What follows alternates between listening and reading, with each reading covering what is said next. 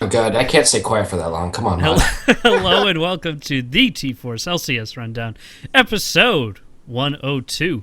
My name is Mott Ganorum, and I am your host of this lovely group of gentlemen here to talk about Week 5 of the North American and European LCS. I'm joined this week by Mr. Blake, Oh, hey! Mr. Odenkill, Woo! Mr. Santana, Hello. and Mr. Sean. Rogue leader standing by. Mr. Chris couldn't join us tonight because he's got work stuff, which is pretty lame. I think, as Reddit properly predicted, CLG did lose to TSM. Not they didn't predict that, but they did predict that one of the CLG fans would not show up for that show. Here we are live, and let's get right into it.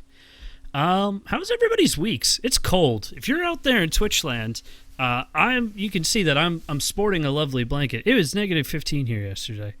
Icy in New England. It is the exact opposite here in beautiful, sunny Southern California, where it was 90 degrees today, 85 yesterday, and 85 the day before. I am so tan. I lied. I stay inside all day and play League of Legends. So I was about to say, Northwest Indiana. your lighting must not really be showing off your tan very well, nothing shows off my tan well. because it looks like you're very white. How's everybody raining up here in doing? the Is Pacific anybody? Northwest. I feel like we never talk about when we actually do play League of Legends. Is anybody doing rank this season? I am. Ditto, What's everyone's rank? Plat 452 LP? Damn, Silver 3. my boy Blake. Blake, please go. My rank is Heroes of the Storm. Wrong Oh, show. God. Why are you on this cast? Wow. I don't even. What is, guys? Can we talk about Diablo's? I don't even know. I just started playing like 3 days ago, guys. What, Diablo? No, What level are you? So you're not playing ranked at all? I haven't been playing ranked. No, not right now. Gross. Sean? That's even been playing with us. I was placed in Silver 1, and now I'm promos gold somewhere. I don't know where. I'm 2-2 in my promos just to get in and ranked because I don't play a ton of ranked, but that's super exciting. I thought we'd start off this week with a little human interest piece to find out a little bit about us. Part the kimono, if you will. I'll do my. I'll probably Stop do with the parting the kimono. It's not a phrase. What is a phrase, though, is my favorite phrase right now, which is esports fans. Big sponsor of the show. They are an analytic network specializing in esports metagame statistics. Esports fans provides game and player overviews as well as live match updates for fans to gain in-depth understanding of their favorite League of Legends players and teams. Visit esportsfans.com today. And, of course, Esports Fans each week brings us our predictions section, so we can go ahead and just talk about that. So what you doing there, Blake? Mr. 5-0? Well, you want me to just tell you my secrets, like right Yeah. now? Is that what you want? Yeah, actually, update everyone the else. listeners. Who do you have on your squad? All right, well, let's take a look. See here. My top lane, I have Odawane from H2K. My jungle's Rainover. Yeah. He's not helping me much, as you can imagine. my No points. my mid lane, I believe, is Popelter. Yeah, and then I've just picked up Steelback as my AD carry. Yankos, not Yankos. I have Oh my god, I'm having a mental block. H2K support. Vander's Vander. my support. Vander. Febevin is my Vander. flex right now. And Origin is currently my team, even though that's not going to be for long. Oh, damn. Well, you're currently sitting at 5-0. Odin is at 4-1. Sean tied with me at 2 and 3. Chris and Santana are tied at 1 and 4. I recall when we said we were going to do the fan shows, we'd give weekly updates, and that didn't really work out. I just I don't realized want to that talk about it. one of my I'm doing terrible in all of mine. One of my teams has 2 players who are no longer playing in the LCS. Oh no. So I got to go in and fix that. But we're going to give next week. I know Santana and Odin and I are all running games. We'll give updates on those. We'll give shout outs to the people who are currently dominating at the top of those. I know I have like 3 or 4 going, so I got to take some time to collect that data. But let's hop right over because we got so much to talk about with the LCS. We got some big news topics to talk about. We got some crazy games to talk about. From Europe and NA. So let's just move right on to our terrible predictions this week. No one did really that great. I had the lowest, or Chris rather had the lowest at 6 predictions correct out of 20. Not that good. How does that happen? Blake, you had the highest at 13, taking back over in the much higher position. Wait, can we go over what percent correct he got? He's currently sitting 420 plays it at 69%. for a very, very specific number that I. For all of you. What does that mean, guys? Can someone tell me what that means? I'm 12. What is Well, you this? see, when you take the 6 and you flip it upside down, you get the 9. It's a really cool number. Yeah. Oh, okay, cool. So okay, It's so it's a pretty- mirror thing. It's Okay, like I get it. It's like a geometry and a math thing. Yeah. Which is Oh, okay, cool. Yeah, kinda okay, like cool. another kind of Only geometry. nerds love 69. Yeah. So that was pretty piss poor. And if you didn't know, if you want to see who we picked, if you want to trash talk us, when I post the show notes onto Reddit, our subreddit, reddit.com/r/tforce network, you can actually see our constantly updating Google Doc show notes, where you can see all of our past predictions, how that score has gone over time, and just really great stuff there. So definitely check that out. Let's move on to some LCS news. A couple of quick things for you. Number one, OG's coach steps down. Hazel. Now Xpeke is in as interim coach. Is what it is. OG's not doing that great. They're making some changes. We knew Xpeke was going to be coming back. Maybe it's as coach. Maybe it's in the summer. We don't really know exactly what that meant with this new context. So, other news out of the LCS. Kind of a interesting tweet out of the TSM camp. TSM Weldon, who is their esports psychologist, previously worked with CLG during Worlds, stated that during the CLG TSM game, they were not allowed to have all 3 members of their squad, their support staff squad, come on the stage before pick ban. So if you're not familiar with the rule, the Riot rule for the LCS is that before pick ban goes, you can have 3 approved team member support staff on the stage with the team, and then when you go into pick ban, you have your stated coach. So for whatever reason, CLG was allowed to have their 3 go on, and TSM was not. Now it's not super clear yet as to whether perhaps the 2 people that TSM wanted to put on weren't on that approved list. Maybe they were just approved. There was some sort of miscommunication going on. We don't have any, as of the recording of this, which is 9/18 on Monday. I don't actually know that this has been resolved yet. I think at the end of the day, worst case scenario, CLG gets a fine. I mean, TSM won the game anyway, so you can't really make like those kinds of statements about it. But just a little bit of confusion, and I'm sure TSM's going to be willing to shrug that off. Any thoughts on that before we go into the IAM matchups? Because those got released this week, and we'll probably spend a little bit of time on that. Real quick, I don't think CLG is getting a fine because if this, Yeah. they had nothing to do with this. This was a Yeah, riot that's incident. true. I don't so- know why I said that. Despite the meme that Mott is clearly Mott just trying to wants- make, Right, Yeah. CLG just wants does not CLG need to to get get fined fined, again. but that's about it. We'll hear if we hear anything. It probably won't be much. Yeah. Well, let's get to the exciting stuff. IEM. Yeah, so the IAM groups were released. There are going to be 2 groups of the 4 North American and European teams, one from each region, split up into those 2 groups. The format is going to be best of 3s into a best of 5 final. We have from North America being represented NA, TSM, and CLG. From Europe, we have Origin and Fnatic. So Group A currently consists of Escape Ever from Korea, Royal Never Give Up from China. Though they have the first matchup, then it's going to be Origin versus TSM.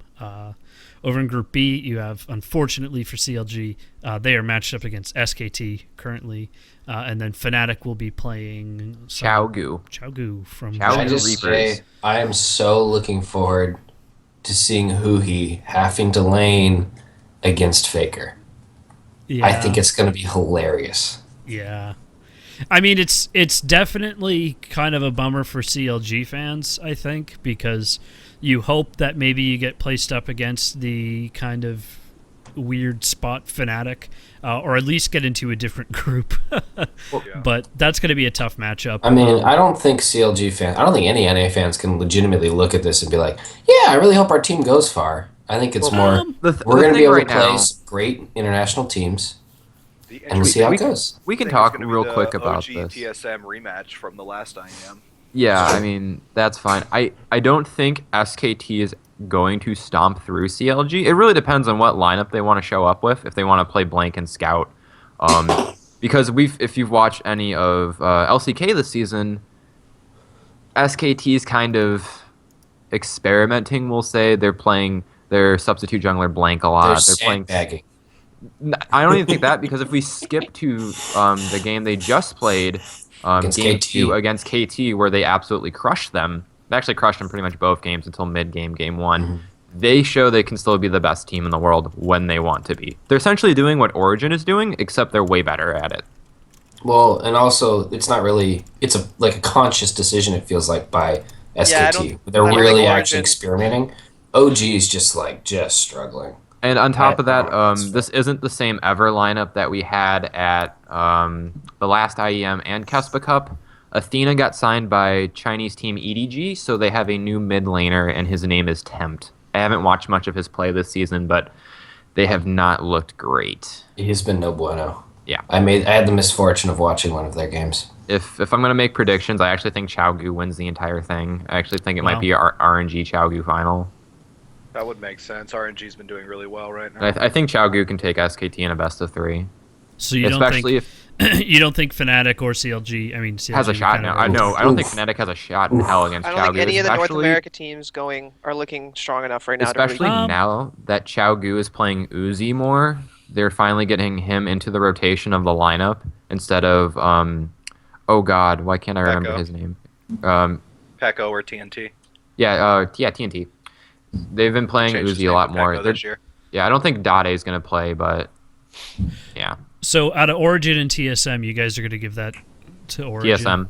Oh, I'm gonna give it to TSM. TSM. TSM wins that. Yeah, I'll give it. Yeah. I think it's two underperforming teams with great players, and Yeah, so we'll Because I see think who's TSM's really still in cap is form. higher. I would not disagree with that, but I think they both. I don't even know if you can say they have a ceiling right now because I haven't seen it. TSM is Except for higher in TSM on standings Sunday. than OG at the moment, so In a Yeah, more it's competitive so hard to league. it's more so hard to competitive. compare though. It's Between the two, yeah. eh. Actually, I don't even know when is IEM. It's soon. Let's stall for time. Let's stall for Stall for time. time. Katowice. While When I was a Santana young looks boy. it up. It's March 4th and 6th. So 3 weeks, roughly. not next week, but the week after. It's the Friday, Saturday, Sunday. Cool.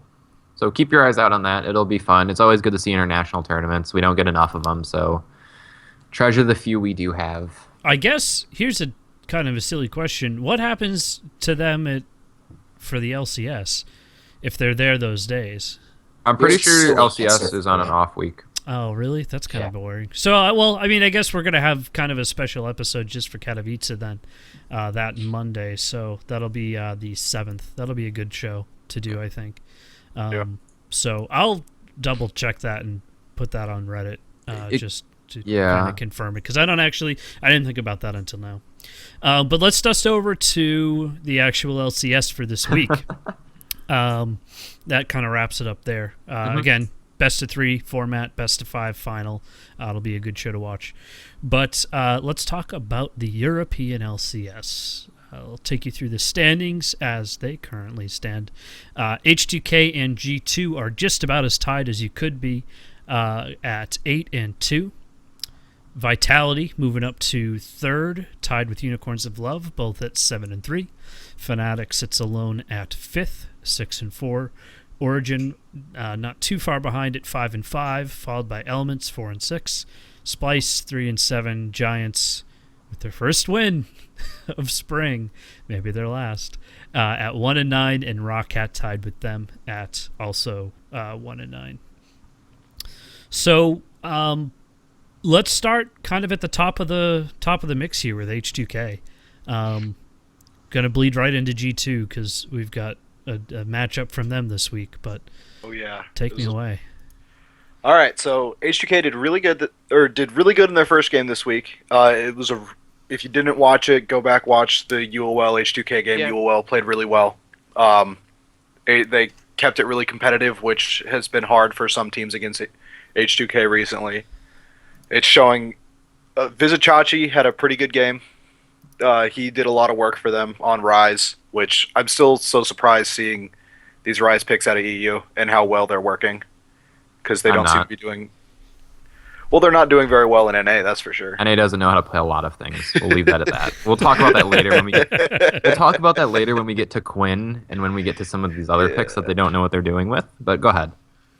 Yeah, well, we can roll into the Quinn in the next game, for sure. But good game overall. H2K ended up pulling it out. 48-minute game. Took a little while.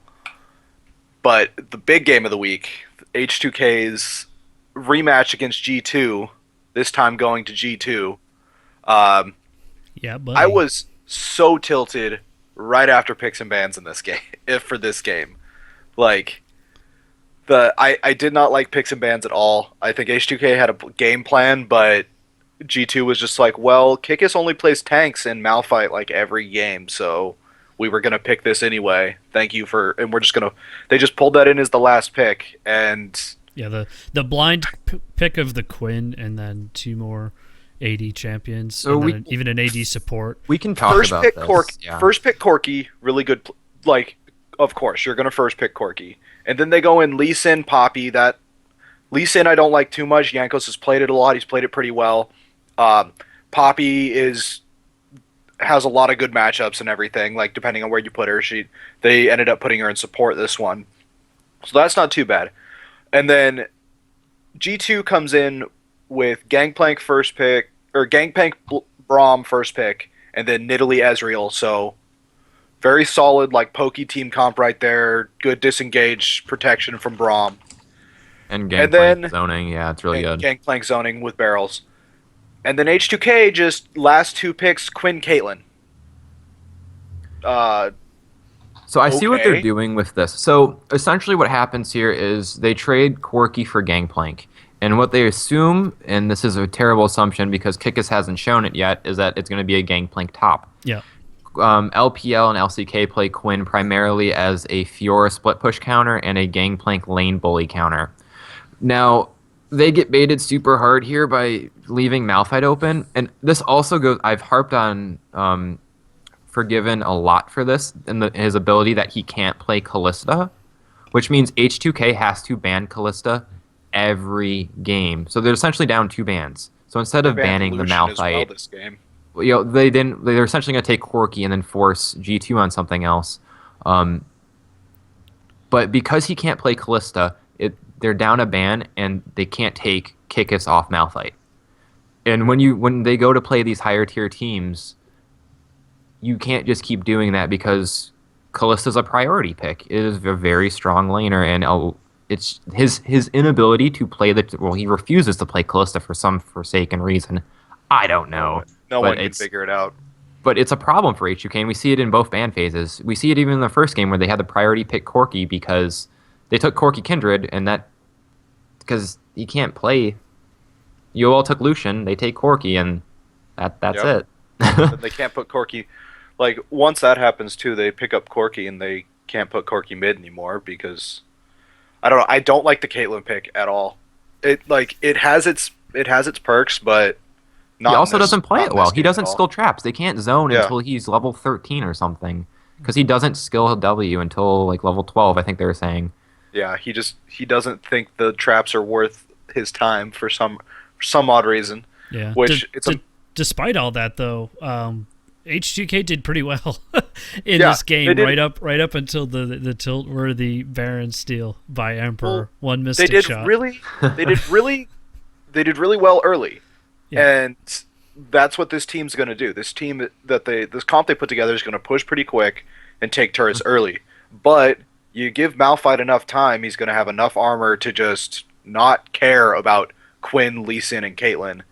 And then Corky's still an AD carry, so if he gets hit with unstoppable force, that's Yeah. the team fight. Kikis plays Malphite really well. I'd actually disagree. He had he went 9-1-9, which is an impressive stat line in this. He had a lot more ability or magic resist items than I think he necessarily needed to. Yeah, the build path was weird. I think he was more worried about Corki than anything at this point because Right. Corki had a pretty big lead, if I remember correctly, because Corki destroys Gangplank in lane 2. Like, this was not a good Gangplank game. There was some very questionable ultimates and prioritizations by Kikis. I really wasn't, and maybe we can segue over into G2. Sure. I think that this is a very bittersweet week for G2. Bitter in the sense that she went down to Vitality, who now only one game down in the standings against them, is a pretty disconcerting thing. And maybe you're willing to kind of dust it off as just a shit week altogether if you don't beat H2K, which, I mean, that would have put them secured into first place. It would have at least given them the opportunity to tie H2K at the end, and now they're just, continuing to be H2K. So the onus is really on G2 to continue to perform. Again, the kick is pick up on Malphite. It went very well in the game against H2K. He did have the 9-1-9, which on paper looks great, but there was just some slightly odd play and build paths. Raise your hand if you thought Nuke Duck was ever going to get Gangplank again this season. I think that's the bigger issue there is he's shown that he's probably one of the best Gangplanks next to Soaz in the league. And you gave him a very strong champion on this patch, and it's one of his best champions too. I think that was really poor decision on on GT's part there. Yeah, it was tough. I mean, he went 4-0-5 on that. The damage was just explosive, and it hit. Just after the 17-minute mark, the gold lead shifted with a pickup of Dragon, and at that point, it was just too hard. The 5-0-4 Fiora, Nuke Duck 4-0-5. It was just a lot of damage. Emperor played really, really bad this game, but that was more of a symptom of the team just not being that well gelled together. I think it was more of a focus in a preparation standpoint. You even heard it in the comms on G2's end that they were really getting prepared for H2K and very much focused in on that. I think the quote, I forget who said it, was that this should be our most decisive game. We prepared more for this game than we have any other one, which this was the game for G2 to make. This was the big statement game against H2K because you had to have the 1-0 or the 1-1 tie. You had to be able to contest that top spot, and they got it. They just fell against Vitality, which wasn't the strongest thing. Let's actually get the game from Vitality's perspective. And who else did they face up against this week? Vitality went up against Origin as well. Yeah, that was a 2-0 for them, right? Yeah, it was a 2-0 for them. They slaughtered Origin. Yeah. Just 13-1, 11 towers to 1. The only person that got a kill was Amazing. And that was near the end of the game. Yeah, it was 1-3-0, and he got it on Bard. So that game, Cabashard went off. Nuke Duck played Zillion, so no one. That's one reason why no one died. And then they got Corki, so it was Graves, Nidalee, Zillion, Corki, Bard. We've seen you can't really give Cabashard Graves. He does a lot of work on that champion. And just that game, don't really need to watch it. Vitality played really well.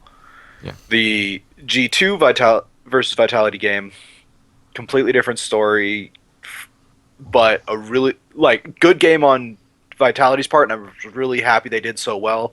Just as Santana said, don't give Nuke Duck Gangplank. You can't give it to him. He's too good. You can't. And then Cabashard got Fiora, and then just bodied Kikis. All lane. They just both. Cabashard had a great week. Freaking amazing week. Didn't die once. Anyone that had him in fantasy probably got a ton of points. I did, and I still lost because Con didn't do anything, but we'll complain about that later. Yeah, really, really good game. I was really happy to see Vitality doing well.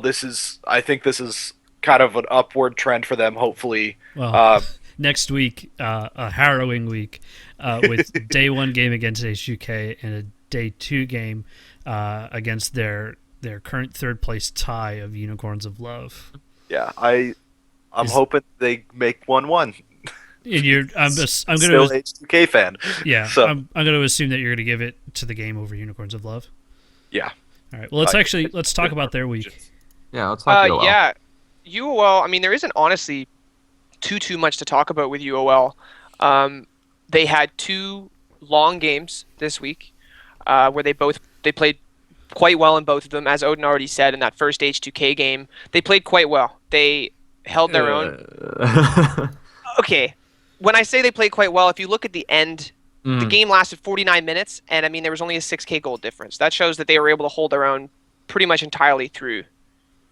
I think when people started talking about that game, it kind of reminded them of what UOL did last year with this kind of, I hate fucking saying it, but this chaos style where they just did what I would call stupid shit around the map, and it stalled the game out way longer. Vizichachi, yeah, God.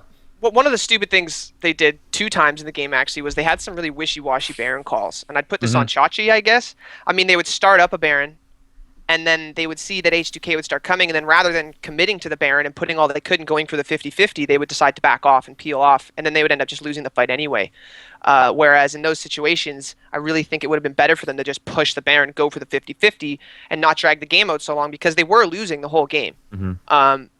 They needed to make some plays that weren't so wishy-washy. They needed to really make some decisive calls, and that's one of the things we saw this weekend that they need to work on. The other thing we saw was that this was the first game where one of UOL's 3 junglers actually had an issue. In his early game, he got completely slapped around by Jankos in the early game. Played that really well. Yeah, Jankos played really well because he was the first guy that went like, okay, hold on, this guy is a solo queue jungler. Yeah, he's playing well in this plug-and-play situation, but if I just focus on this guy, he doesn't have the experience and stage calm that I do. I'm going to be able to walk him around the map, and his play showed that. He would walk up to Rudy, and Rudy would walk away no matter where they were. He completely controlled Rudy in the early game, which took away UOL's, I mean, their main strength, what gives them their foothold in most of their games that they win is their early game. And so when Rudy got completely shoved around by Jankos, they didn't have consistent enough calls on those moves that they needed to make. And that's why they ended up losing that game. It kind of felt like H2K had a more solid idea of a game plan coming in than UOL did. And H2K was able to perform and do their game plan. And H2K, or UOL was just kind of trying to catch up the whole game. That's what it felt like. I agree. Vizichachi's rise is really good. Really strong, yeah. Well, Chachi's really. But he's out of position a couple times. Exactly. Chachi's mechanically just really gifted. He's come into his own as a carry, and this is his season for sure. He is like UOL's carry. Steelback is definitely doing incredible also, but Steelback's someone you see at the end of the game has a great scoreline, and you see he has a great damage number, and you go, oh wow, Steelback's doing really well. But during the game, you see Chachi's the one being aggressive. Chachi's the one making the plays. Chachi's the one going aggro. But again, that's one of the things they need to work on because Chachi, on his Rise and on his Poppy in the next game, he went too aggro sometimes. He would go and he would push a fight.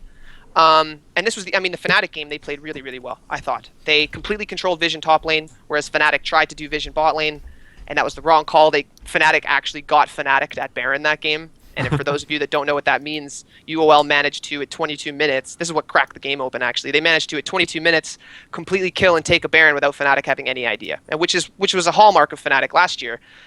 So you would kind of expect that Fnatic would always... And the weirdest part about that game for Fnatic was that they didn't buy any blue wards, blue trinkets, until like 40 minutes in. They got Baron taken from them like 2 times.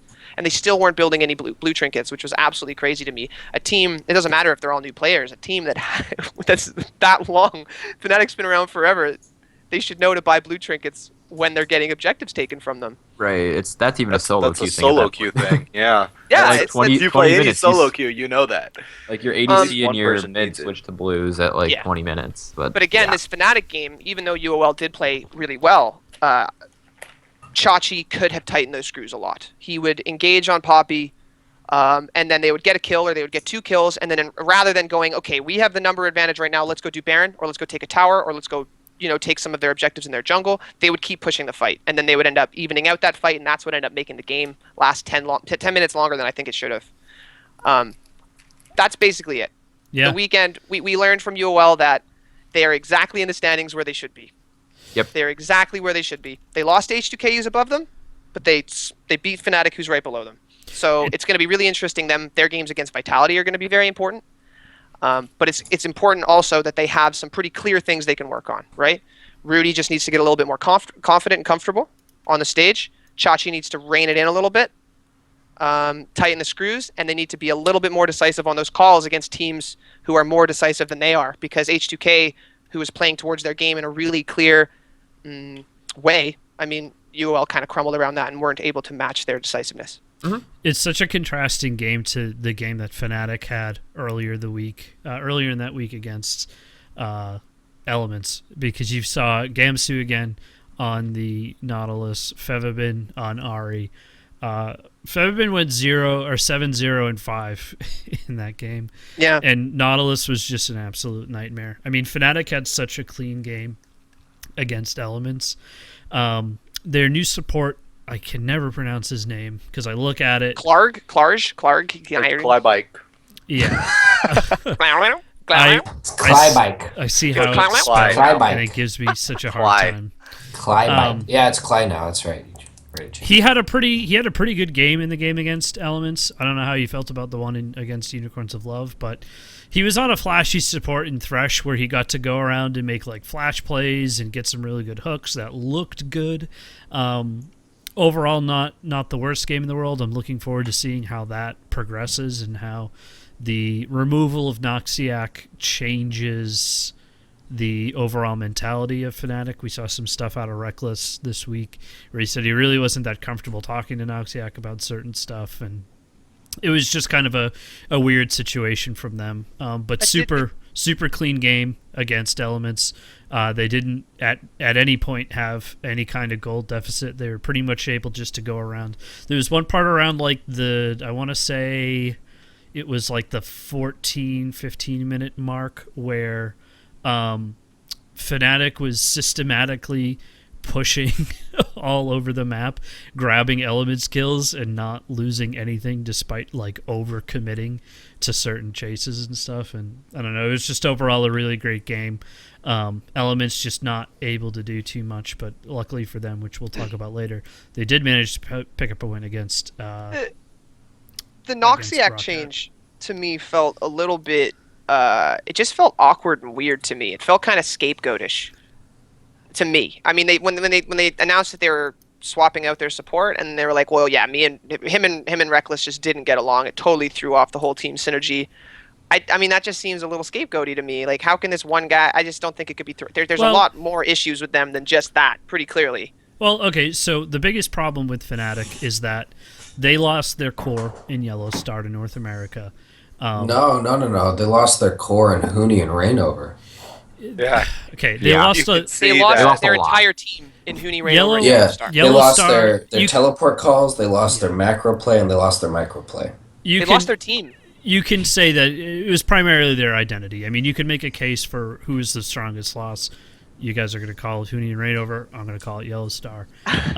Just because I'm saying, and by the way, TSM. just to quantify or qualify why I say that, it's because you see Immortals with Huni and Rainover playing a very similar style to the way Fnatic, when they looked really, really good, played. Right. And you don't see that from TSM, which is where you would assume Yellow Star. That's a different Right. No, conversation. I'm in a just saying different this region. is why I would say that they Fair. were big losses. Super fair. But so much has changed, and we know that Fnatic's one of the squads that have the hardest shot calling. I think it really is it's a mentality similar to that of the New England Patriots, where you have to come in and you have to jive with the Fnatic system. And if you're something that wants to operate outside of the Fnatic system, it's not going to work. So, like, sorry guys, but Noxiac isn't jiving with one of the players. It's something that they identify as something that Noxiac needs to change and not Reckless needs to change. The swap gets made. So Yeah. time will tell whether or not it's a good one. It was just the way they went about it that just seemed weird to me. Yeah. It was just very finger pointish, That's what it felt like to me. Yeah. Noxiac's just sitting over there being like, "Come on, Well, guys." I think it's this is something that I've seen on Reddit, and I have to agree with it to some point. They can't get rid of Spirit. You can't get rid of Absolutely Spirit. not. No. You It'd can't be get rid of crazy to get rid of Gamsu. Spirit. I think Gamsu, and I said it before the season started, and he looked really good the first week, so it looked like I might have to eat some crow. but not anymore. Gamsu looks like garbage. Gamsu looks bad.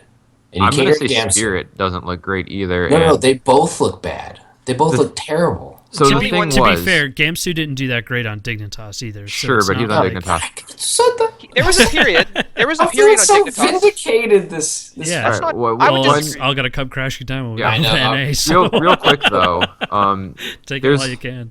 like I'm big on Spirit. I've always been a big Spirit fan. But if we watch the last split when he was in China with WE, and even kind of the tail end of that spring split, he wasn't playing as well as he could be. And there's a reason no one in China and LCK wanted Spirit. Because he's kind of a problem player. We've seen this in the past with interviews and whatnot. Maybe Fnatic will kind of gel this all together and squeak into like a third place team. But there's some issues here. I mean, the Nautilus obsession that we've gotten from LMS in China is, I don't know. I think it's Shenanigan. it's I good. like it. I It's think it's good. Shenanigan. No, I think not it's good. good. I think, It's better than Shen. It's I- better than Shen, but I that's think not the saying problem is his base damages early game are really, really good. Like he no, actually he's great. outshines Poppy. He's great levels 1 through 6, but after that, he just. I'd say he's a up to CC bot. 9. I'd 9 say his CC ultimates. after I'd that. say his ultimates. It's more of an asset than anything else because you've got a lot of like, especially with Corki being back in. Corki Well, was such a Callista, high. too. Yeah, Callista too. It's It's such great against Callista. anything But with you have super to high finish it mobility. And we saw some good in the game against Elements. I mean, granted, it is Elements, but we saw some good roams out of Gamsu where he was able to come down, lock down the Corki, pair the ultimate hit with the dredge line to bring him back in. And you can wrap somebody up for a very long time. And then that banner of command makes him more split push worthy than I think you would normally get out Well, of it. that's a very specific build in that matchup too. The banner of command and ZZ Rot Portal is It's for Malphite very- because yeah. Malphite can't clear. it's against big tanks. Let's move on to Origin, 6th place, 5-5. How was his week? It's a guy So now, I we guess. already talked about the Vitality game, and win against Splice. Anything out of it? Soaz got Gangplank. He didn't look great on it. Looked bad. He looked okay. Just really much better early game map play by Origin, but that game took way too long. They played it safe to the extreme. Splice gives Splice some credit. They stalled out decently well. Sure. But if you look against the comp they're playing against Corki, LeBlanc. Quinn, That Rek'Sai, Braum. like no, I know that comp shouldn't be able to clear as well when they're sieging with Poppy, Tristana, Ari. And Origin just didn't want to make plays. They had a lead and they were scared they were going to lose it like they have in some other games. Well, the problem was they didn't have the only thing they had in order to lock down a LeBlanc who's trying to wave clear was they had to either guess on a Poppy or guess on a Charm Yeah. or react quickly. And I don't think they had. Well, any just even confidence in threatening with themselves. the Gangplank. Well, Gangplank was splitting most of the game, but Yeah. and then the Vitality game.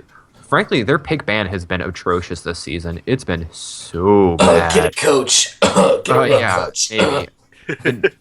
But they're not going to, and we're going to keep seeing these problems persist because this is the TSM of EU. They're slow to adapt to the meta. They're not pick banning well. They're great individual players, but for some reason something's not clicking. So what do you think, if you had to put a reason to it, what do you think the reason for them being so completely different in skill level from last season to this season is? I don't think they're different in skill level. I think they're just different in team play. I think their skill level is that's- essentially Our the same. understanding of the meta isn't nearly as good as it was. The meta last split really favored them. The way they were able to play, it does not favor them anymore. Power of Evil, I don't think honestly has a big change from Xpeke, but everyone else is severely underperforming because they're not adapting at all. And I think that goes down to having not a coach, so they don't have someone who's able to tell them, these are things you should be adapting to. They have to figure it out on their own. I think we all know Soaz is bad at that, and Amazing's a bad player. Sorry. I think one the- other thing that I just want to. Sure. And I lost it. Never mind. Okay. We'll Next, see what happens with Peke. I Yeah. don't know. I don't think anything's going to change though. I mean, we're not going to see them fall off the face of the earth, right? They're not going to go. That's a mid-pack team. No, regardless. they're mid pack right now, and they'll probably Right. stay that way unless something magically clicks on 6-3. Do you think the just to kind of to put a bow tie on this this conversation here, Do you think the summer split best of two change? I is don't going think to that helps at benefit all. them? I think it hurts them severely. If they don't like, if they're still not running with a coach or an actual coach, not just a figurehead because they are forced to have one, as some internal sources have kind of said about them. Well, Soaz has actually said it too. Yeah, so as I said it, and then Leduc has said like, yeah, if they didn't have to have a coach, they wouldn't have one. I think we're gonna see exactly what happened when like coaches started coming into NA and C9 kind of fell off their pick ban game. It's just Right. gonna keep going down that road. All right. Next week they've got Elements and they've got H2K. One split. Oh, win loss. I mean, they might steal a game off H2K, but because if they give Sven Kalista, I think they steal a game, but I don't think that's gonna happen. Yeah, I think it almost says more about H2K than it does about Origin Yeah. at that point. Elements 4 and 6, 7th place, win against Rock Hat because of course, and we already went over the loss against Fnatic. It was super clean. I mean, the team continues to struggle. They're able to put up a fight against the lower tier teams, which is what they need to do to secure their world out of relegation, but Splice is kind of the big factor that they need to sort of keep on top of here, because if they can't win their game next week against Giants, it puts them in a very dangerous position, considering Splice should be able to body Rockcat, which we'll talk about Splice in just a moment here. But I mean, this is going to be a 7th place team, tried and true, and when you consider that Origin is that one extra team up, it's very hard to get Elements out of this. I mean, Steve is still the fan favorite, as it were, but even this week he has been struggling more and more, I think, as the weight of Elements starts to crush him quite a bit. But let's talk about Splice's week. Okay, so Splice, they went 1-1. They lost to Origen, which we already talked about that. And they beat Giants, which everyone except Rocket can seem to do. So, I mean, I really don't have anything else to add to this. Wonderwear is looking terrible. They need to put him on something more reliable and less technically required and like map awareness required. Because You want some Wonderwear stats? No, I got some Wonderwear quick stats. Don't. So He's on, so far down. on his four, I think it's 4 Quinn He's on games his this back, season. man. He's on 0 his 16-2 on his 4 Quinn games this season. And they keep putting him on Quinn. And this is Tomato Canyon putting him on Quinn over and over and over again. I want to throw that out there. So coaching's bad. Their only player that's looking consistently decent is Senkux. And he looks like a player who's probably going to... He might leave Splice next split for a decent team. If they make it back. Well, I mean, even if they don't make it back, he'll probably leave regardless. Yeah, someone else just- can pick him up. Yeah, I think Who he's wants a him, solid though? mid lane. I don't know. And that's a question that would be asked later, depending upon what happens. But at this point in time, Splice looks bad. They need to make some serious either coaching changes or they need to make some I personnel think changes. Yamato's fine. Look at what he's working with though. He's working with an okay mid laner, the worst He top laner in keeps- EU. And No. See, that's my problem. So Wonderwear is not the worst top laner. Wonderwear is Who's bad. worse than him? Well, he's played 4 games on a champ that's been proven to be garbage for him. That's not Adam what you is do. worse than Look him. at what Kikis Yeah, does. true. Kikis is a terrible top laner, but they're able to make him work and they're able to win games with him because the way they work around him. Tomato Canyon is incapable of changing the way he wants a team to work. And that's a problem. You have to adapt to the personnel you have. And he's not doing that. I think you put Wonderwear on a tanky champion or a bruiser, and you start to see things work a little bit better. You start to see the mid-game shaping much better as well. So I've already spent way too much time on a team that might get relegated. The brighter But- side of this for Splice is if they can pick up a solid win on a team that's placed higher than them, that isn't Elements right now, and then beat Elements, or maybe Elements falls to one of the lower tier teams. Week 8 becomes very important because that's when you I have don't the, see them doing that. That's the Well, problem. Yeah. Here's the thing, though, is that Elements is continuing to struggle as they face some of the higher tier teams. Both of these teams have very difficult matchups in the last week, but this week 8 matchup against Elements and Splice is what will determine the tiebreaker, and this is super important. If Splice is able to beat Elements, it becomes a 1-1 split. Splice doesn't play Elements this week. I'm saying in week 8. Oh, He said okay. week 8. Yeah. Okay, So I missed in week that. 8, when that happens, it gives them the opportunity to hit the tiebreaker for the relegation spot. So maybe if Splice is able to hold on to their LCS spot and bump Elements down, you're going to see Elements shatter for real, like they almost did at the beginning of the split, and you can pick up some better teams. But time will tell. Let's dance down to a team that normally we would talk about last, but we're going to talk about second to last. Giants with their 1 win.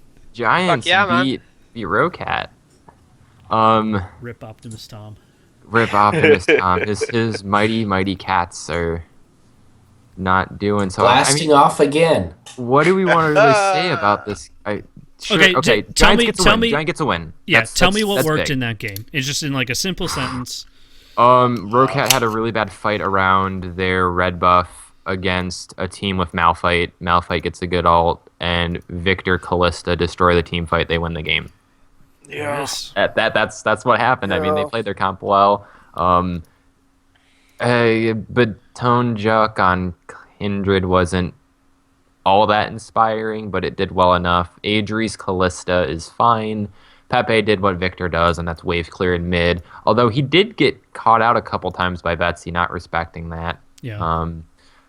But yeah, I mean, that last team fight, Rocat thought they could win it with double 80 carry Morgana, and Malphite just like, nope, I'm Malphite. We win that one.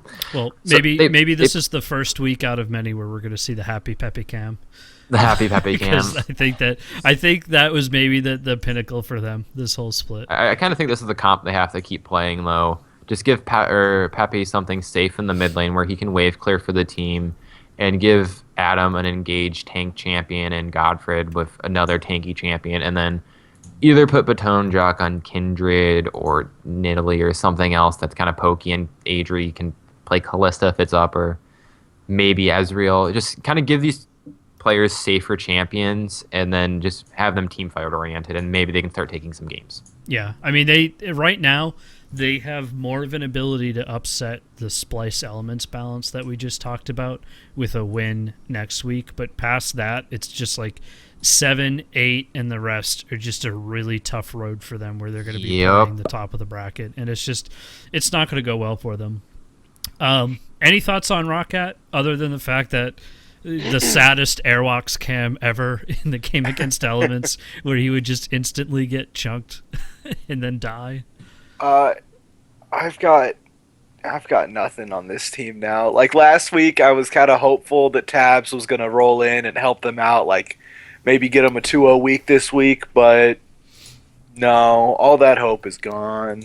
Yeah. Hey, their PR is super awesome, though. If you ever watch the guys on Reddit, they're great. Yeah, no, they're a very responsive team. I mean, they're an old name at this point in Europe.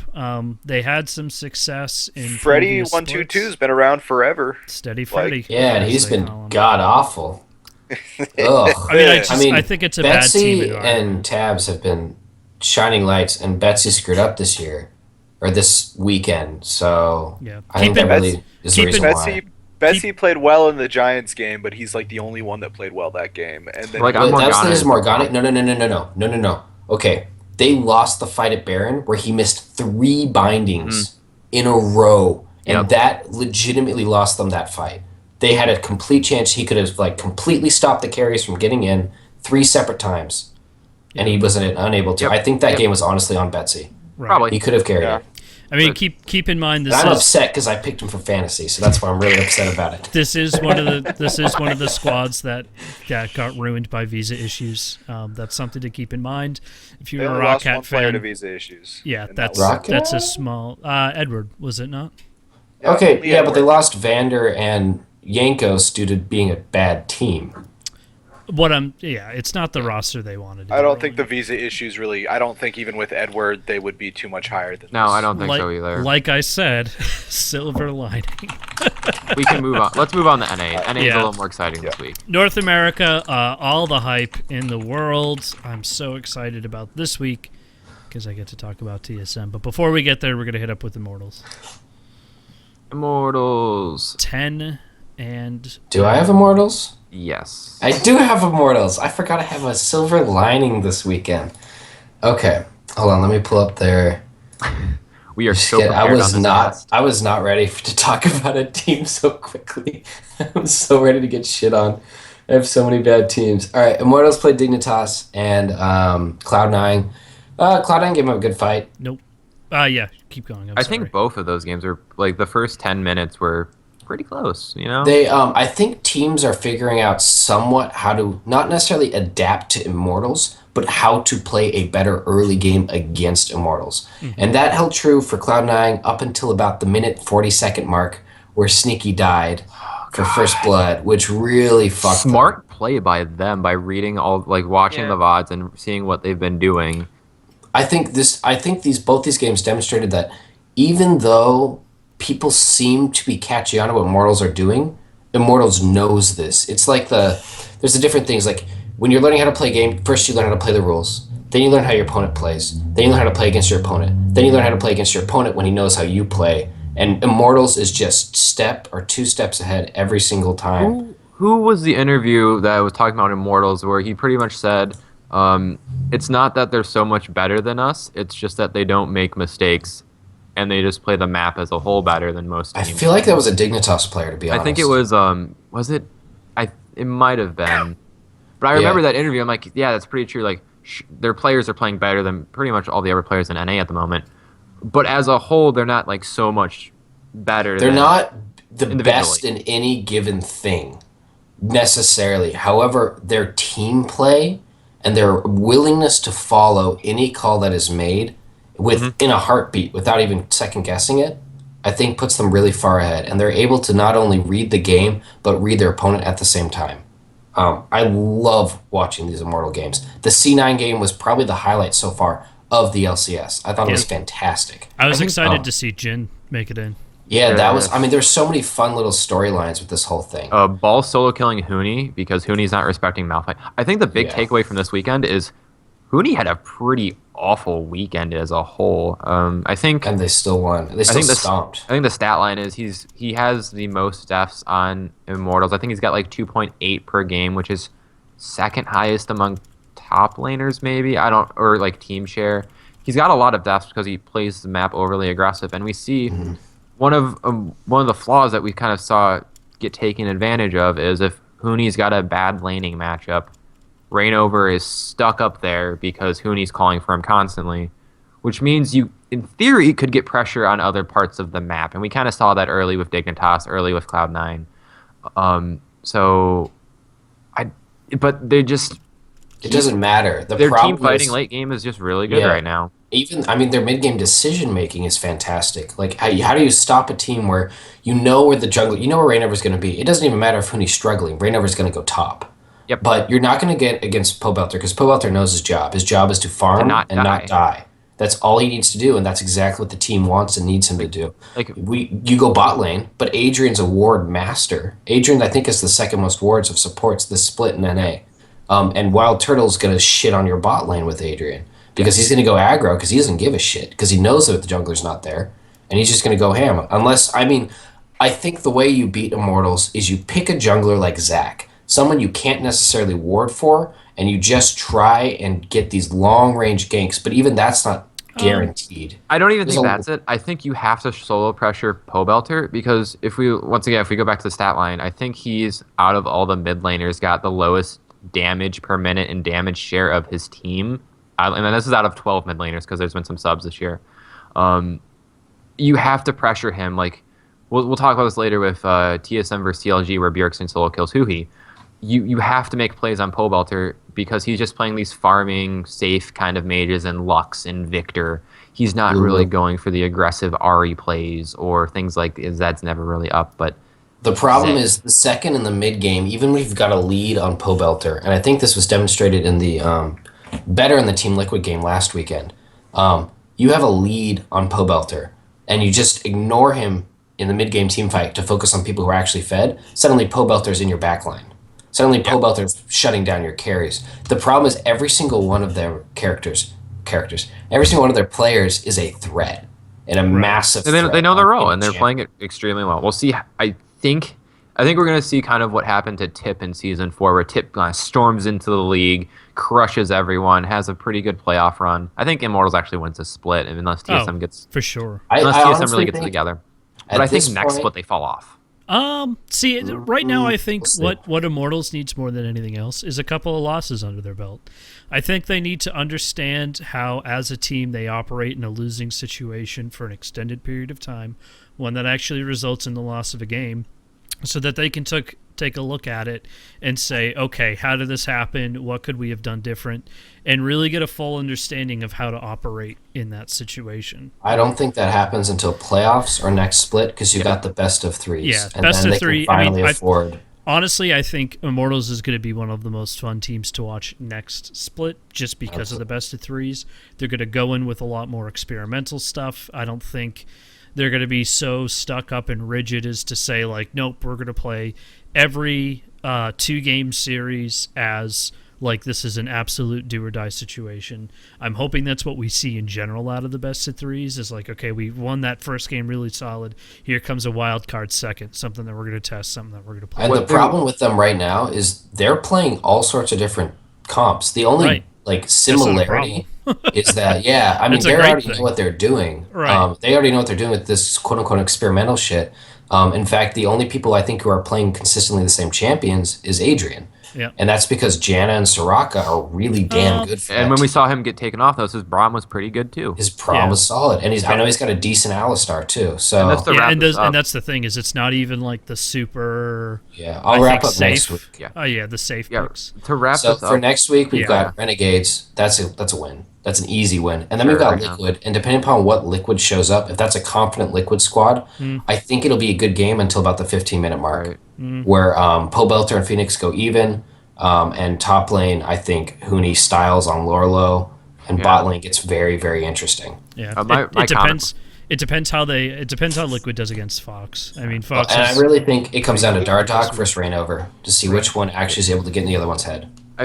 Right now, they kind kind of remind me of like Rock's Light, in that Reignover is not as aggressive as Peanut, but like they're playing the same aggressive style early. They're making good macro plays as well as good micro plays, and they're dominating the teams they should dominate, and they're winning the games they should win. Yep. Speaking of winning the games you should win, TSM versus CLG. TSM sitting happy in second place.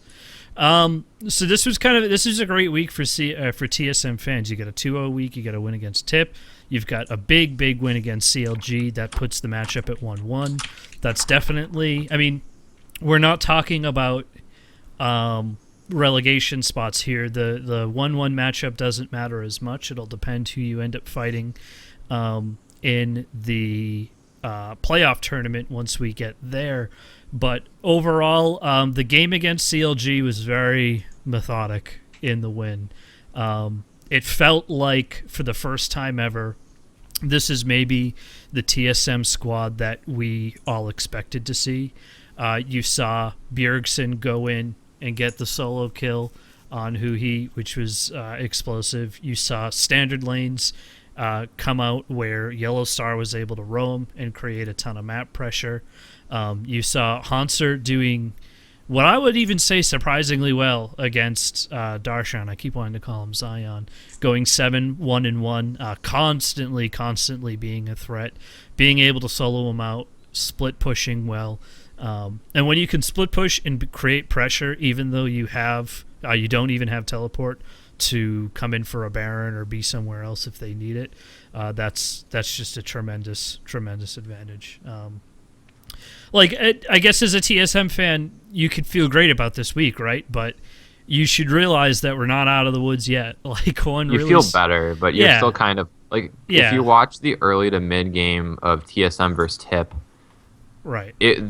Overall that game took way too long. It was a lot closer than it should be, mainly because Sven and Bjerg just never wanted to ult early for some reason when you're playing Kindred and Zillion. I don't know. But yeah, it's a good week for them. I mean, we see some promising things. I think Hanser is exactly the top laner TSM has always wanted. Yeah. He's so flexible in anything you want him to play right now. You want him to play split push carry. He plays Fiora and he's got it.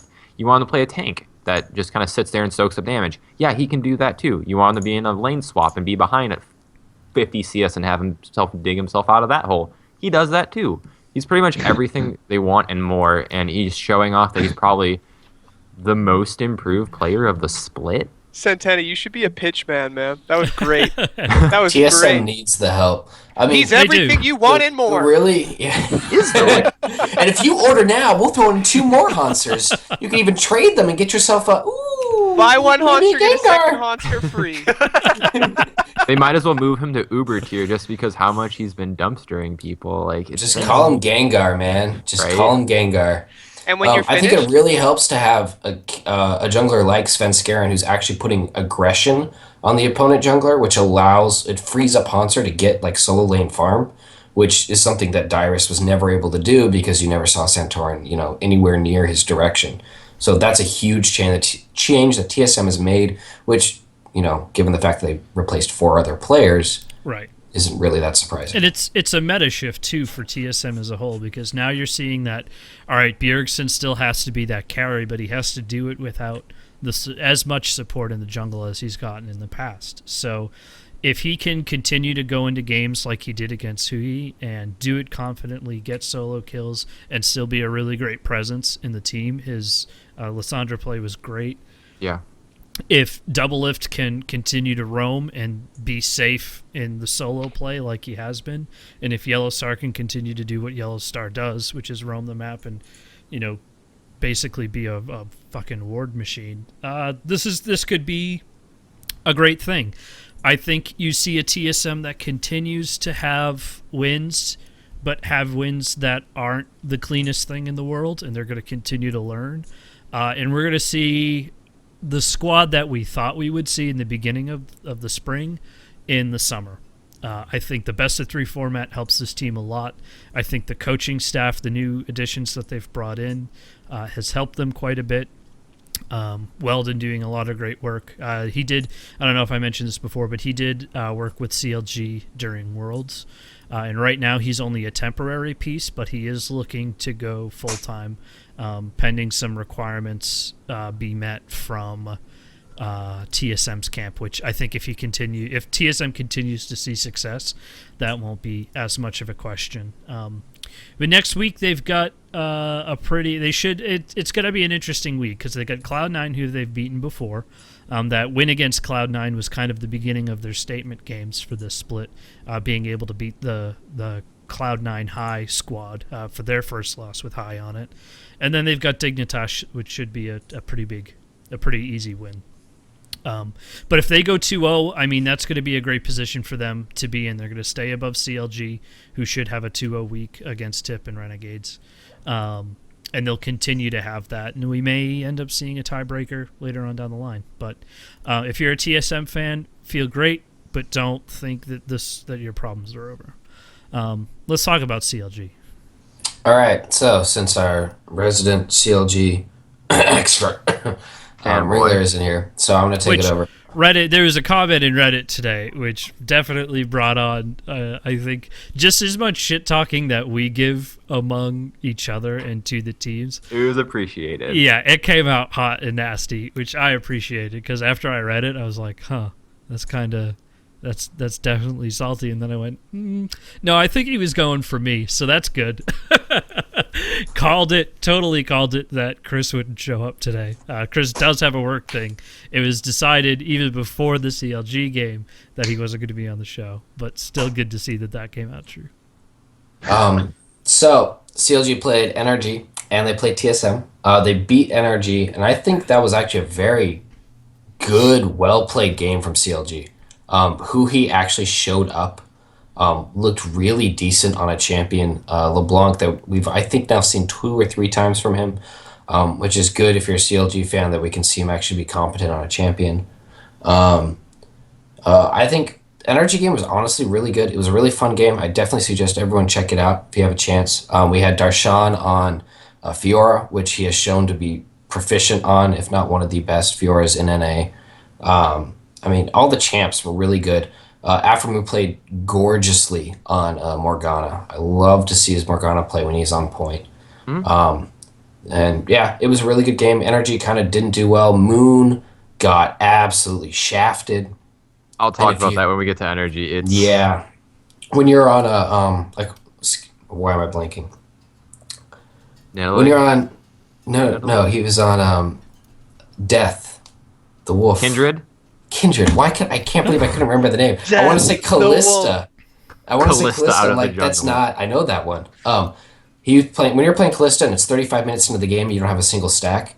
You're in for a bad time. Yeah. Is And that was a bad time. It was bad. I mean, to be fair, X Smithy was going out of his way to shut down any chance he had of getting a camp, which was perfect. It's exactly what he needs to do, but he was not able to gank once. Everyone played very, very well. Great game from CLG, terrible game from NRG.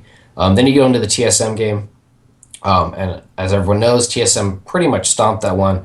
They were looking at a perfect game, like 18 minutes into it or something like that, probably longer. I kind of glossed over after a little while. It was really weird pick ban from CLG. Very strange to pick an Ashe in your second, or it would be the third pick, but the second round of picks into the champions that had already come out, which I believe Alistair had already popped at that point. Yeah. So you know you're going to be in for a rough lane. And Callista had popped, which is the whole reason to pick the Ashe, apparently, is for a counter lane. It was just bad. I mean, CLG that got draft absolutely. phase was awful. I mean, It okay, was the so worst draft I've seen from CLG. so they were surprised that Rise was up. I think they tunneled on that Rise pick really hard. But if you look at what they traded over for Rise, and if we ignore the Ashe pick, so we traded over Callista Alistar, Graves Fiora, and Lissandra. I'm not quite. I can see what the comp's doing. Okay, Morgana Ashe is actually pretty good into Callista Alistar. Ashe has a pretty good Callista matchup because she has the slow in her kit, and Black Shield can stop Alistar. But you don't. I don't think you take those there because of the other priorities that are up at that point. You can take Morgana because it's a safe thing, and you don't have to show Ashe yet. But I don't think you can hand over Graves at that point or Fiora. It was just bad prioritization of picks. And it looked like they were really trying to get Huhi that counter pick, which didn't matter because he got solo killed by Bjergsen. And he didn't flash or anything during that. He just No, died. it was a poor decision. And this is something that we've seen from Huhi over and over and over again, is maybe his macro play is better. And this is what CLG has been saying since they basically forced Pope to leave, is that Huhi really, adds to the team, really adds to the macro play. I haven't really seen it much, and his micro play leaves a lot to be desired. Yep. So, I mean, he looks on par with Shifter half the time, which for the first 3 or 4 games was actually a compliment, and now is no longer one as Dignitas has fallen. I think for CLG going forward, let me see. So they play Tip. Oh, they have really easy matchups next week. That's right. I drafted every single one of them for my fantasy team. 2-0. 2-0 should be easy. Yeah, they're going against Tip and Renegades. I think, though, the problem is they should win these games. They've actually shown a really good propensity for beating teams that are definitely worse than them, which is great. It's very much unlike CLG given their past performance. But I think you have to be still concerned going forward that pick and bans aren't always going to be 100%. We've been pretty good for the most part, but this last game against TSM really showed them when they're bad. And I think you have to be very concerned of what kind of Huhi is going to show up. Is it going to be a Huhi that gets solo kills in the middle of an entire team on a Ezreal with all summoners up? Or is it going to be the Huhi that gets solo killed in mid lane with all summoners up against Bjergsen? Yep. Yep. We can. So, I think it's a good wrap up. We'll Yeah. move on to Cloud9. The best team. Talk to me about the Jhin pickup, because even though they lost that game against Immortals, I was still pretty pumped to see them take the initiative into the new champ. Bad. I honestly, okay. I honestly didn't mind the Jhin pick, to be completely honest.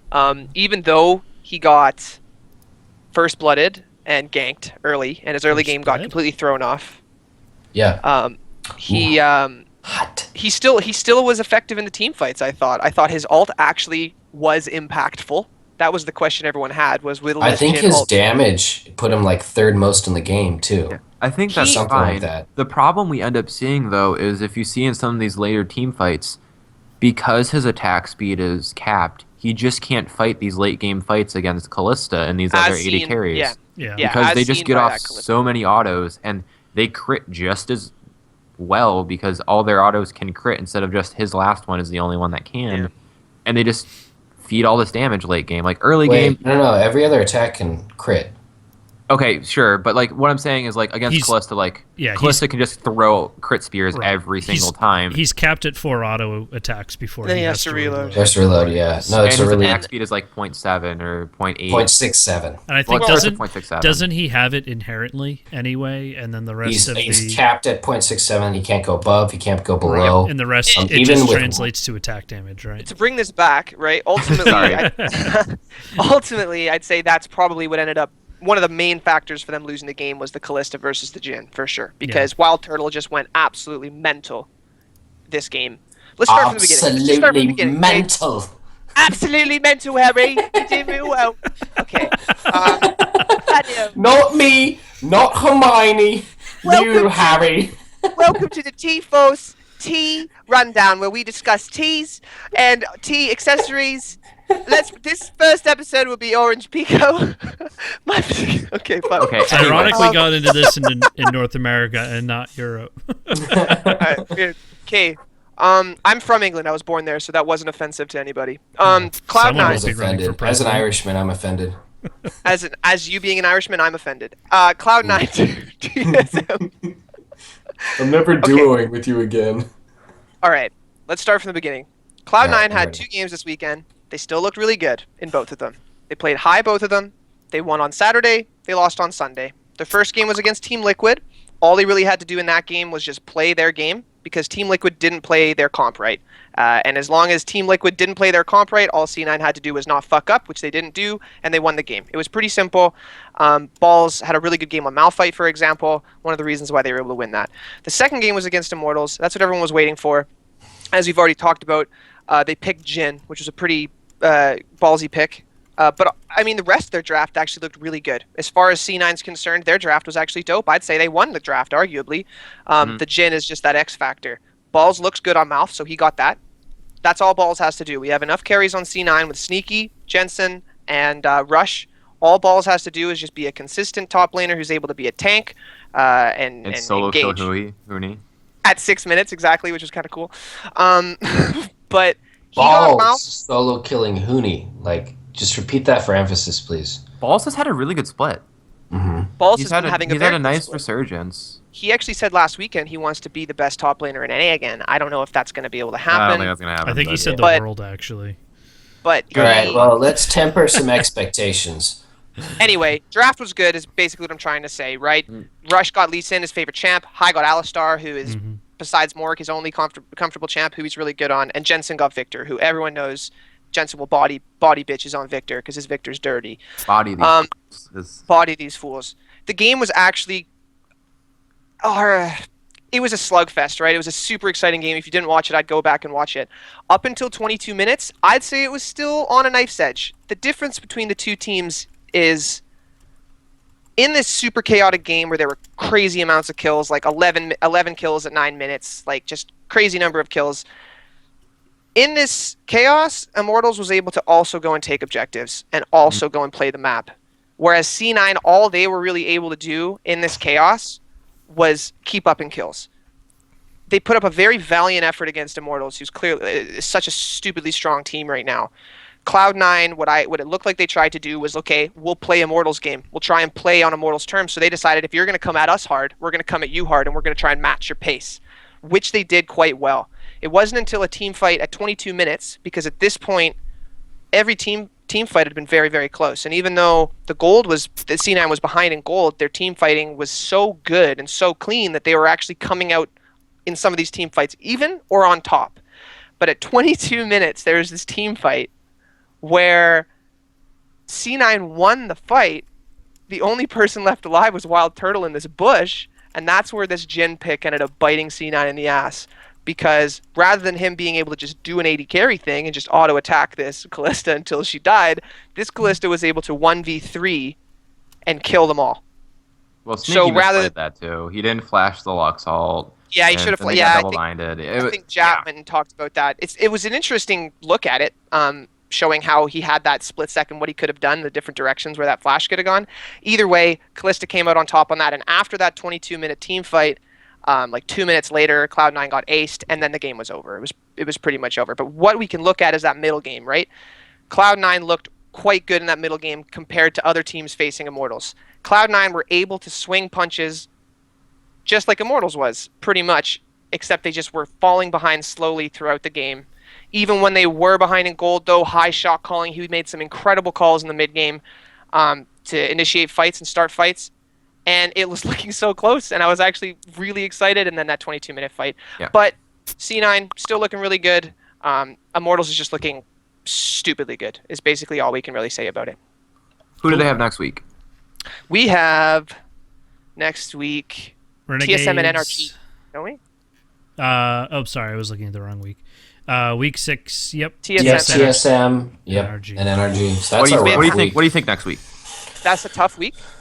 But if C9 keeps playing the way they're playing, they should go 2-0. Okay, that's bold prediction. I like it. Well, though. if C9 Yeah, keeps bold. playing that way and NRG keeps shitting the bed Yeah, consistently, Well, Let's talk about So energy. energy 0-2 week. Rough times indeed for the energy camp.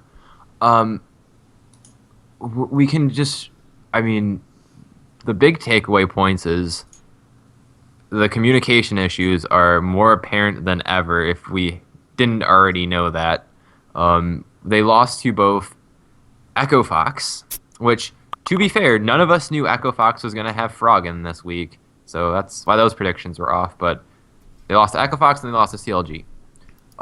In the Echo Fox game, we actually see once again this Maokai pick pops back up. And Impact, he's one of the best top laners in NA, and we shouldn't be putting him on Maokai. It's a substandard Malphite for one, and he's just, when things like Fiora are still up, or even just give him the Gangplank and have GBM get the counter picked on Corki,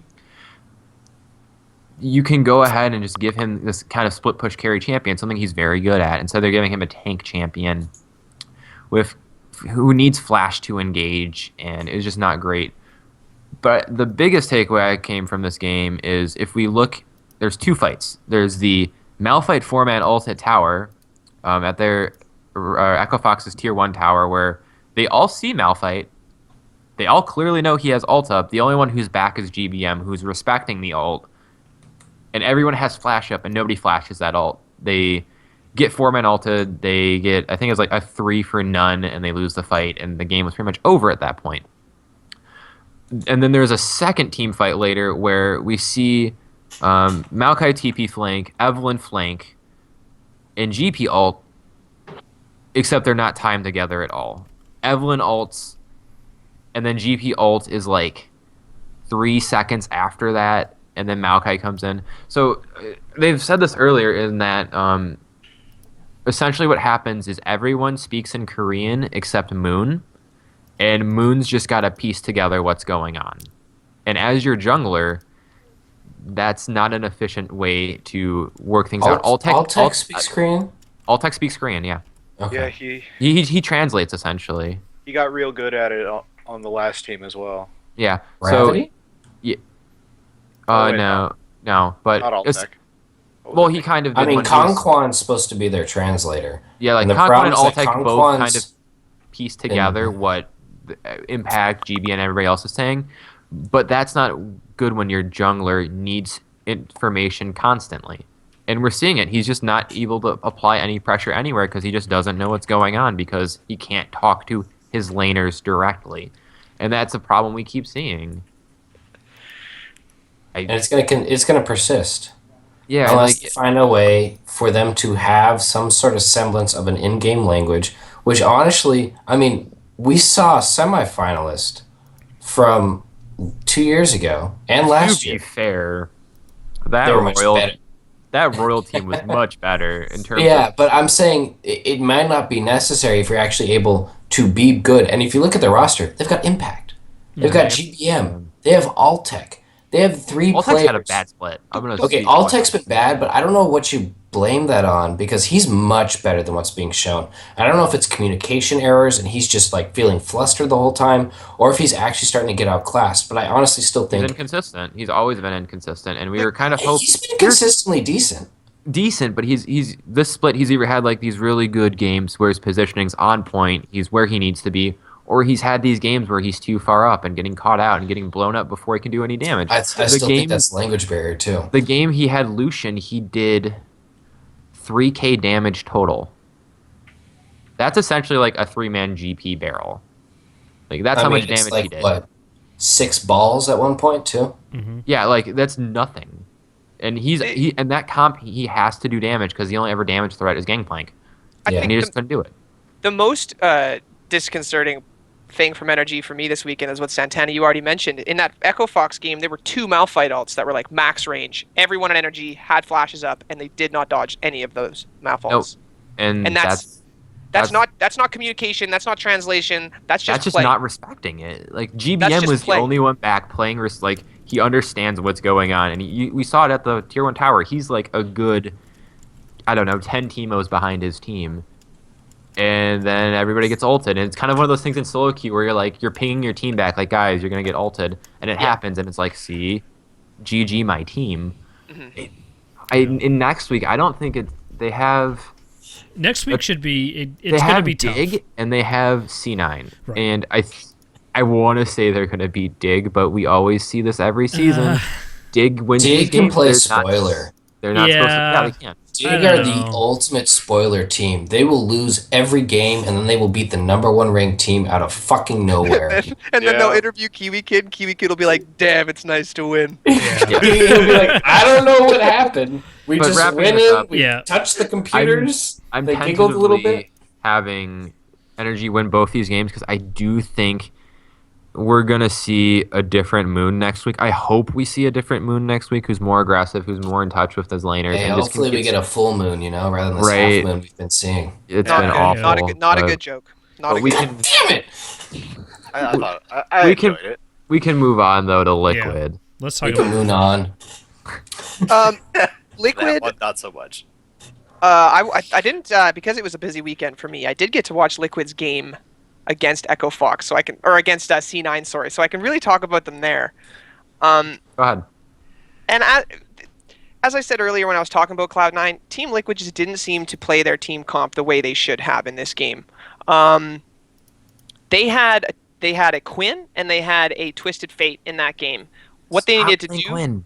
Exactly. Well, if you are going to play Quinn, why don't you not be in mid lane with the 4 other members of your team? Why don't you be off in another lane doing what a Quinn is supposed to be doing, so that your TF can then be in the mid lane and then teleport to the other lane and do a nice 1-3-1. It's like pretty textbook. That's what that team should be doing. Instead, they would all be mid lane, and then balls would come in with a Malph ult, and they would get caught and then they would die because their team had no damage against a Nunu who is building full tank and a Malphite who is tanky. The only magic damage they had was a TF who was in the mid lane getting caught out every time he should have been in a different lane. It was kind of frustrating. This is the thing I was talking about earlier is NA doesn't know what to do with Quinn.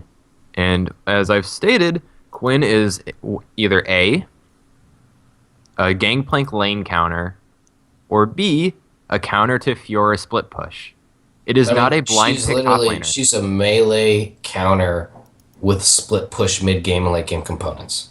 Yeah, she's a range split push counter essentially. Well, she counters melee. Yeah, she counters. Well, it's specifically Fiora because she can duel Fiora. Well, she can do a lot of any of the melee. She can duel Poppy. She can bully Poppy. She can't duel Poppy. Really? I've seen it happen a lot. Because the problem is if you ever get stunned as Quinn, you die.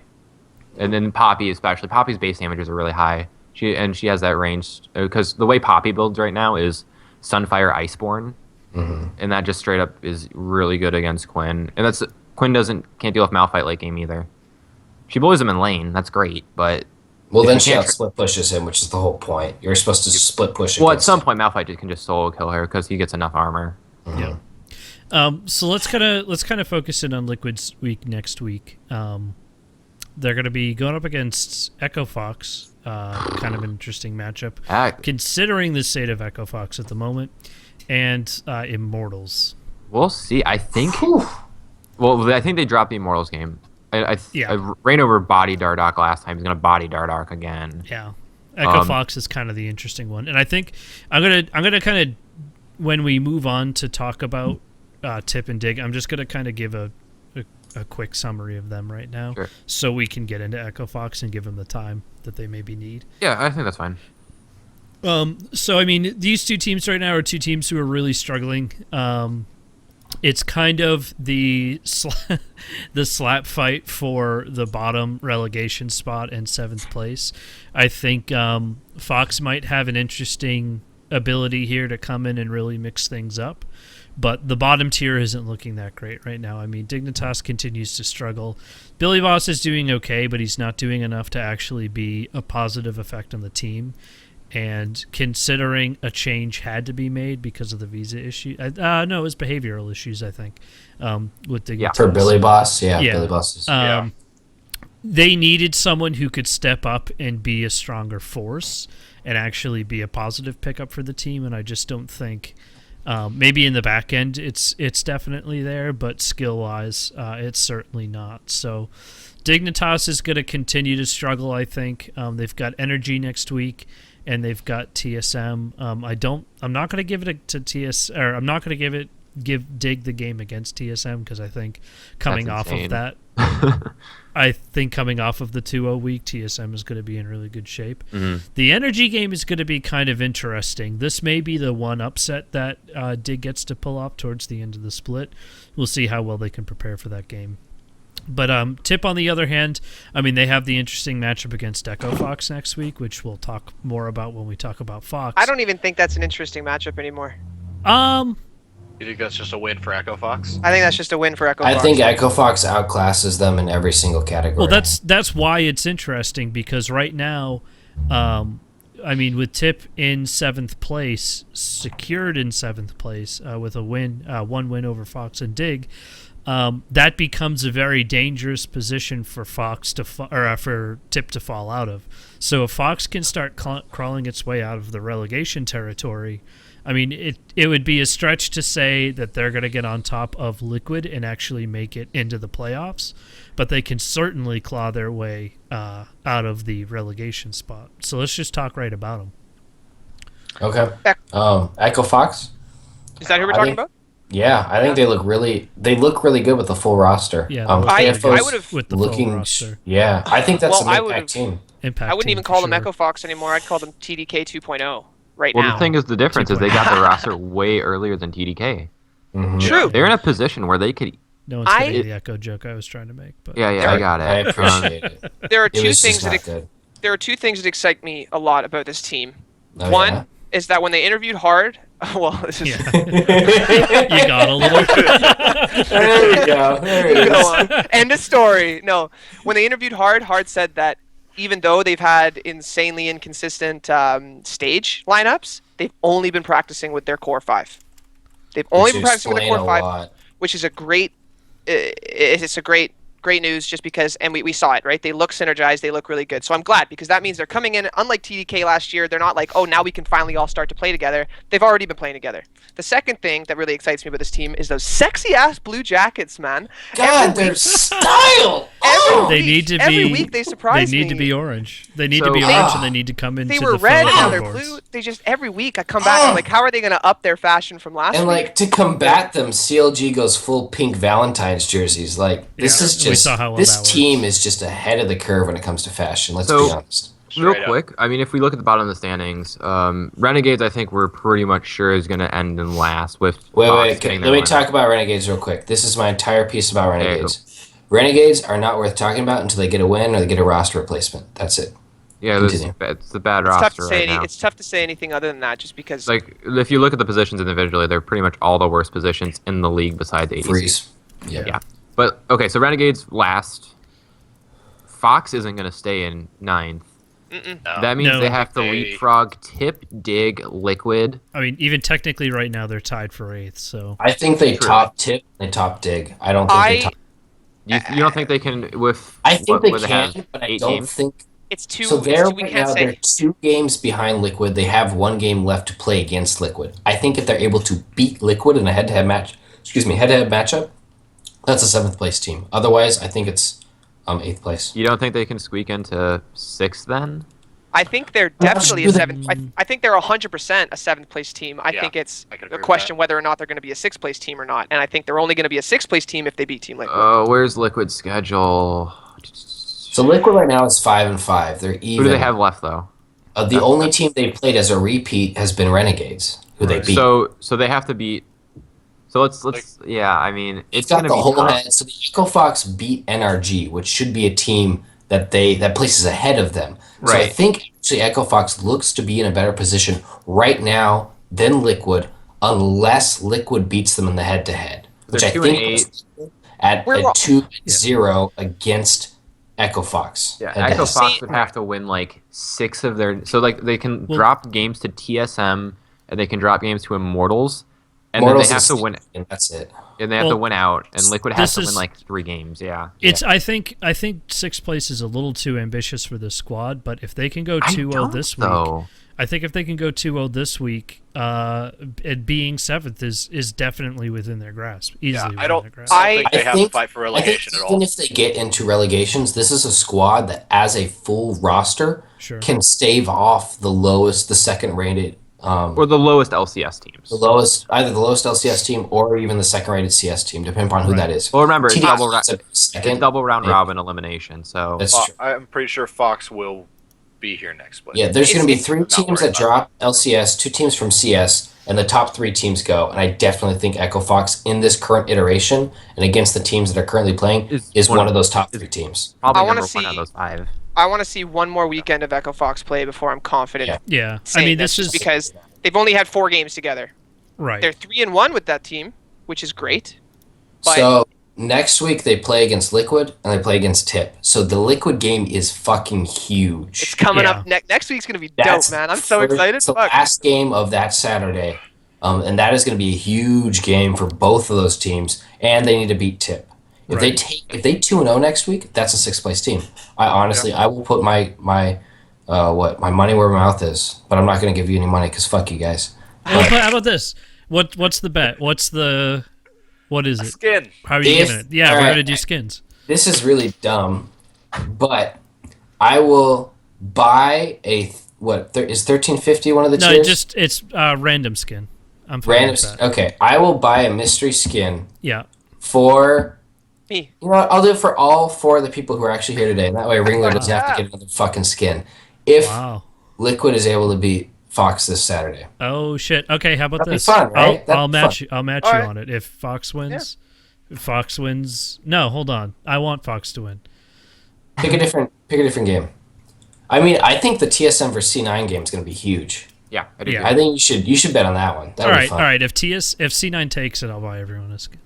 There we go. That's You not know the way betting works, by the way. Wait, so I might get we two should get a skins. lot better I at might get this. 2 skins next weekend. You Is that what could we're get saying? 2 skins this So week. Fuck yeah! okay, since we still have a couple minutes because we wrapped everything up, Yeah.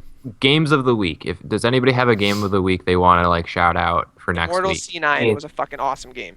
I You mean thought. of last week or Or, upcoming? no, coming Week week. 6. Week 6 Like, games to Like watch. game of the week. This is your game. You're going to sit down and watch. TSM versus C9 on Saturday. Yeah, that's a big one. I think for standings though, like Liquid versus Echo is also really huge. Same day, and Liquid versus Immortals, I would say would be interesting.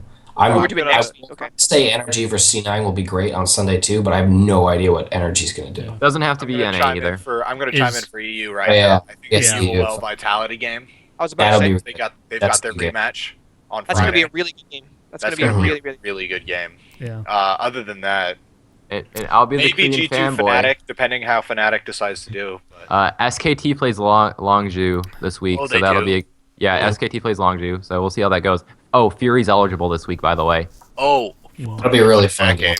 game. Is you guys- AM, go ahead and watch that. Ari, anybody else going to be watching the Echo Fox team to see if they catch on fire and go 2-0? I mean, I'm going to be watching all the games anyway, but yeah. Yeah, I will definitely pay close Um, attention to the game. So, Echo Fox is a team that I think everyone's going to be excited to watch now too. Even though they're so low in the standings, I think it's going to be really exciting to see. It's what got they do with the any rest of team the that's squad. got Froggen on. It's fun to watch. yeah. Froggen played so good this weekend too. So did their top laner KFO. Had a really, really, really, really, really good We had a weekend. good week. Does anyone remember what KFO stands for? I saw the Reddit thread and I didn't open it. Nope. Korean Didn't forward read object. Knife fighting Ocelot. Orc. Ooh, I like Ocelot. Otter. Ocelot. Go with Ocelot. So we're gonna end off this episode, episode 102. For those of you who are listening out there in podcast land, first of all, I highly apologize because this episode audio is coming straight from YouTube, so that's gonna suck. Rip. But you guys have already heard this. For those of you out in Twitch land, are going to get the first exclusive shot at our new and first official theme music. So we're going to play that out to end out the episode. We will see you next week. Check us out. Bye. Oh, you're standing down.